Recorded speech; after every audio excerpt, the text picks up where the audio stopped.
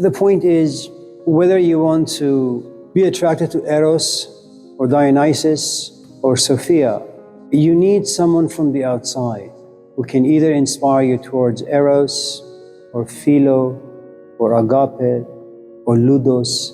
You can't do it on your own, it's impossible. You need an image. I was walking a couple days ago on MacArthur. I went there to get shot, but it didn't happen.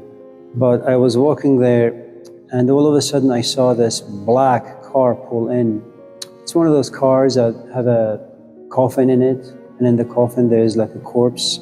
So as I was walking, and I was like laughing and giggling and being freakish, this car pours in, and all of a sudden I'm no longer laughing, and a different set of emotions come in. And I don't even know the person, but I kind of just turn off the audio, I stand there, and I wait for the family to go into the church, then I walk behind them. And I stand there for like the next hour and a half.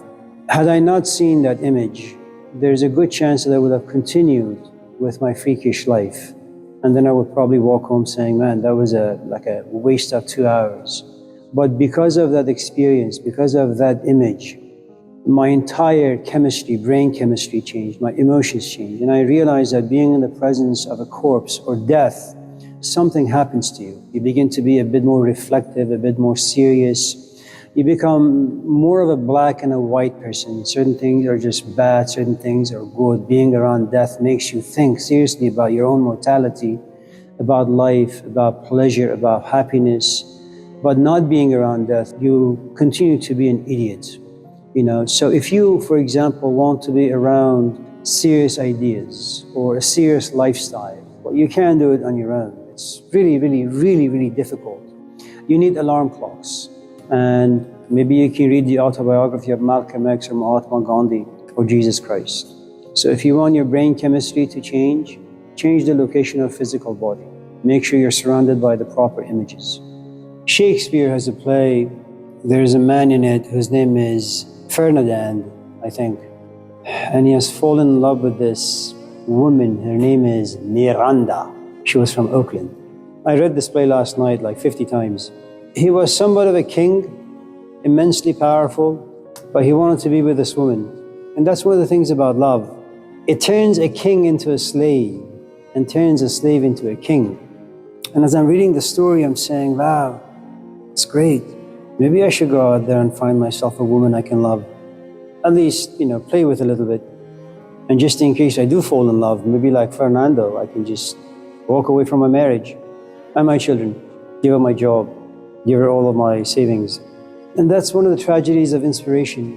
It creates inside you fantasies, and we love those fantasies.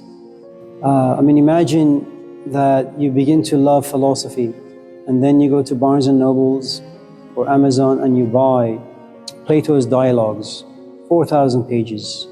And for the first 2,500 pages, all you read about is Socrates this and Socrates that and Socrates the other. You say, man, Socrates is great. And he truly inspires you, reflectively speaking. And then you say, you know what, I think I'm going to major in philosophy. And you do, and you get your PhD for one simple reason. You fell in love with Socrates at the age of 18. And even though you could have done computer science, made lots of money, you could have done psychology, very much like your father who's a therapist. You could have done all sorts of things with your life and made lots of money. But no, you chose to follow the path of Socrates, which he didn't have money. He didn't have much of a relationship with his wife or kids. He walked around naked, just talking to people about life.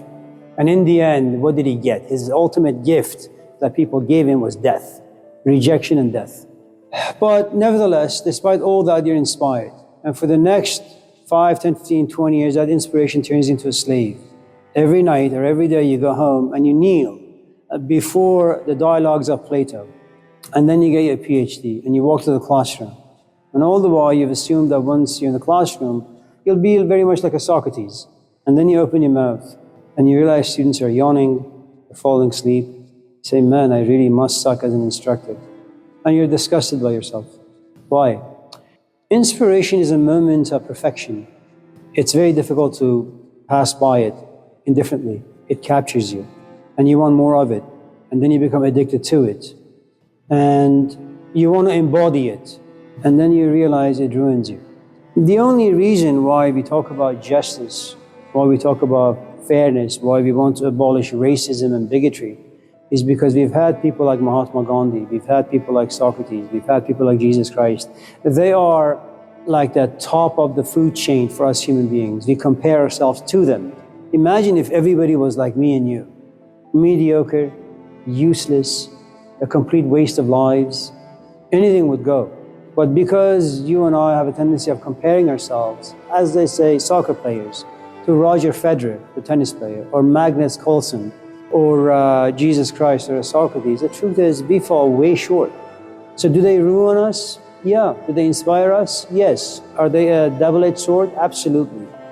Do they create conflict? Yeah. I mean, I read the story of Ferdinand and Miranda, I say, man, my life sucks. And from that point on, I can't be happy with my life. But I'm looking for something that lived in the story of Miranda and Ferdinand. You know, I want that in my life. I just can't get it. I'm just hoping that in about 5, 6, 7, 8 years' time, I'll just forget the story completely. I'll be diagnosed with cancer. I can't do anything on my own, and there is my wife taking care of me. I'm not going to think about love. I'm not going to think about Miranda or Ferdinand. I'm just going to look at my wife and say, she's a good woman. I love her for what she's done for me. And that's one of the nice things about us. We forget. And because we forget, at the moment you forget, you will no longer compare yourself to Cristiano Ronaldo.